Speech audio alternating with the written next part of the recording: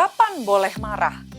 Mendengar kata marah, mungkin kita langsung ingat kejadian di mana Yesus membuat cambuk dari tali lalu mengusir para penjual kambing domba dan lembu dan penukar uang dari bait suci.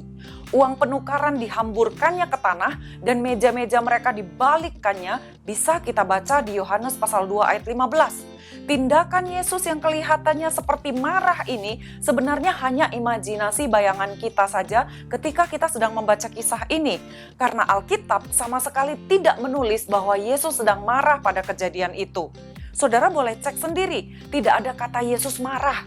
Yesus berada di bait Allah dan mengusir para penipu untuk mengembalikan kemuliaan bait suci Allah Bapanya. Pedagang-pedagang itu bukan saja mengotori tempat tersebut, tapi juga menipu jemaat dengan memakai nama Allah untuk keuntungan pribadi mereka. Yesus bisa saja berlaku seperti layaknya orang marah, tapi pada saat itu di dalam hatinya tidak ada dengki dan dendam. Satu-satunya kejadian yang tercatat di dalam Alkitab yang menyebutkan Yesus marah adalah ketika Yesus memasuki rumah ibadat. Di situ ada seorang yang mati sebelah tangannya.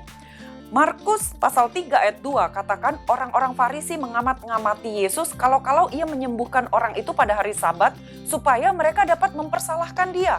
Ayat 5 dikatakan Yesus berduka cita karena kedegilan mereka dan dengan marah ia memandang sekelilingnya kepada mereka lalu ia berkata kepada orang itu, "Ulurkanlah tanganmu," dan ia mengulurkan tangannya maka sembuhlah tangannya itu. Yesus bukan saja marah, tapi berduka cita atas kekotoran dan kekerasan hati para ahli Taurat dan orang Farisi di rumah ibadat. Loh aneh kan? Seharusnya orang-orang Farisi itu merasa bersyukur dengan kesembuhan orang itu. Karena dengan demikian, orang itu bisa bekerja normal dan melayani di bait Allah lagi. Kok malah mereka tidak senang?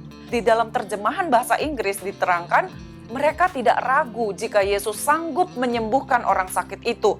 Tapi mereka ingin menangkap basah Yesus dan ingin membuktikan kalau Yesus berani melanggar hukum Taurat pada hari Sabat.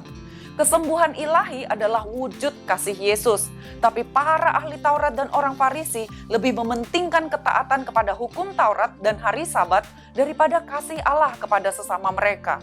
Hari ini kita belajar bahwa satu-satunya yang membuat kita marah dan berduka cita adalah ketika ketaatan akan hukum Taurat diletakkan lebih tinggi daripada kasih karunia Allah. Marah bukan karena dengki dan dendam di dalam hati. Tuhan Yesus memberkati.